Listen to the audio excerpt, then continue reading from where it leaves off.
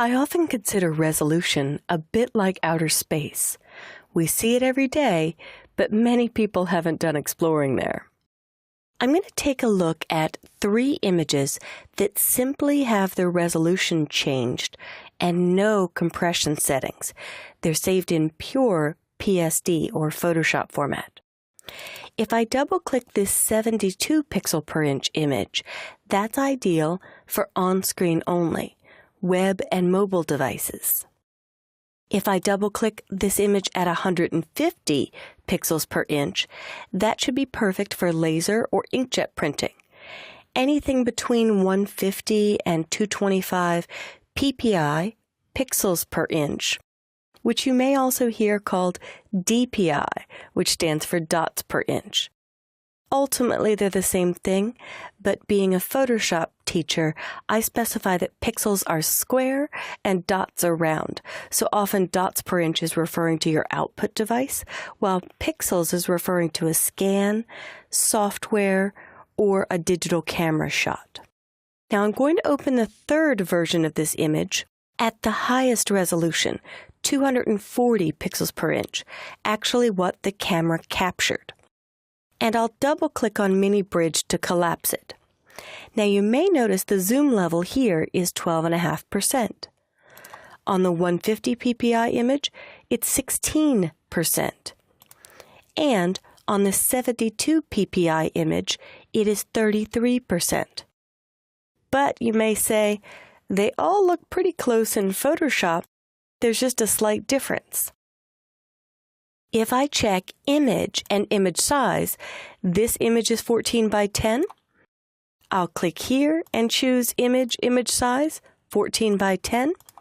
And finally, 14 by 10. All 3 have the exact same printable width and height. Photoshop never actually shows you your printable dimensions. For higher resolution images, they will appear closer and you could zoom in further. For lower res images, they will appear smaller, meaning I'm only zoomed to 33%, and you can't zoom in as far.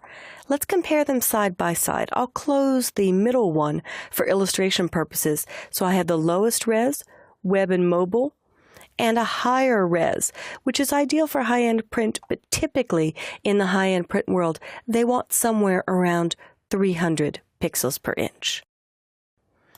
I'll choose Window, Arrange, and Tile horizontally.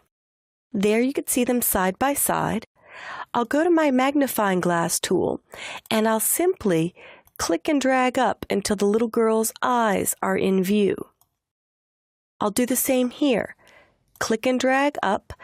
If your click and drag up doesn't work, simply do single clicks. I have an accelerated video card, so my zoom is working the scrubby zoom.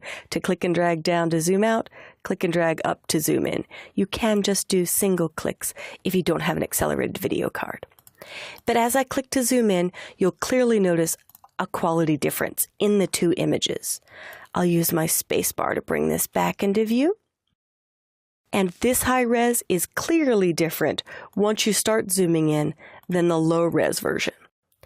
Now let's compare compression techniques. If I close these 2 and I open up a separate group of images where I started playing with the compression ratio settings, here I saved the original camera image to a JPEG file with maximum quality. Then I took it down to medium. Then I took it down to low, all at the exact same resolution. Now I'll come over and double-click on Mini Bridge to collapse it. I'll also hit Shift-Tab on my keyboard to minimize the panels on the right. They're only hidden. They're still there.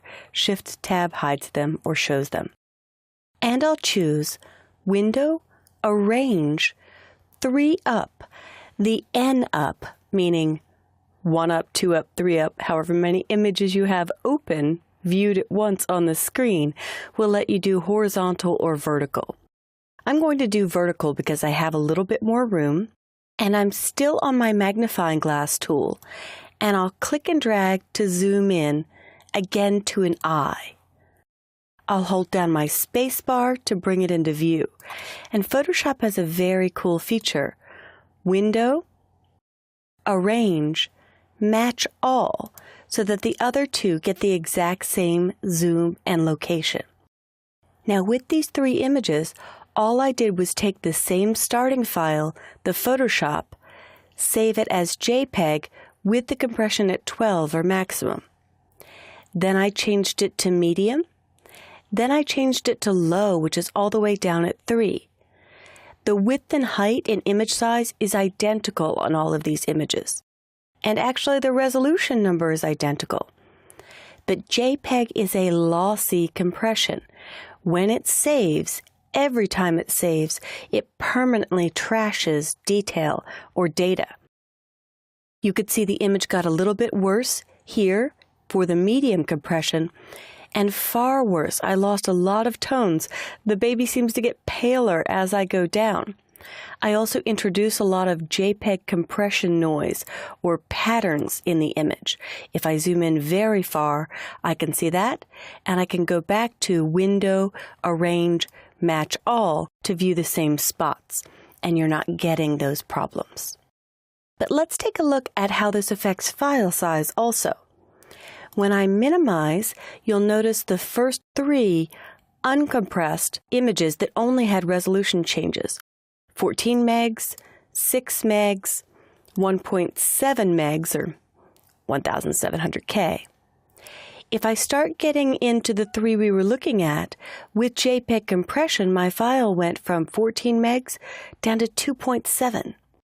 Now, when I started lowering the quality of the image by doing more compression using the medium setting, I'm down to 349K, and then to low at 328.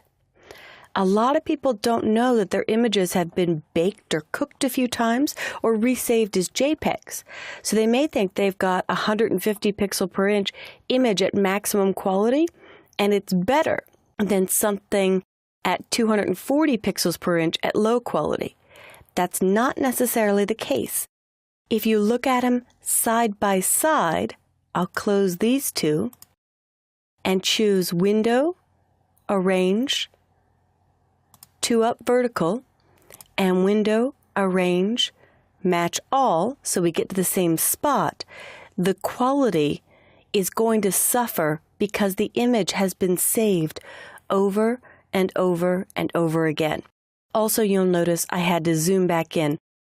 When there's a resolution change, Photoshop is not going to match zoom level for zoom level. So you need to know where your images are born if they're being recompressed over and over again. If I look at the smallest one of all of these after it's been saved and saved and saved, it's like a copy of a copy of a copy. And without even zooming in at all, I can see Window, Arrange, 2 up vertical, and I'll just fit this one in Window by hitting Command 0 or Control 0. Even the low quality 150 pixel per inch image looks far better than that one. You're starting to get dithering or patterning in the file. I left you all of my original images and the saved down versions so you could look at them and compare the size and quality for yourself. But it is very important, if you're working with high quality output, to always ask for the original scan or the original digital camera shot so that you know 4 or 5 people haven't opened it up and resaved it applying different JPEG compression. Because every time you save as a JPEG, your file gets smaller, but you permanently lose data that you can no longer get back. So to review the numbers, just so we finish on a good note, all web images and most mobile device images need only be 72 pixels per inch. For laser or inkjet printing, 150 pixels per inch is sufficient. And for high-end printing, things that are going to a printing press or magazine quality, the number is typically 300 pixels per inch. In a native Photoshop format, every time you double the resolution, the file size gets 4 times bigger. So that's why you need to know the proper width and height and the intended output to get the ideal resolution without a large file size, or the best quality without loss of resolution or JPEG noise based on where you're going to print the image. Talk to your print shop, talk to other designers, find out what is ideal for your workflow.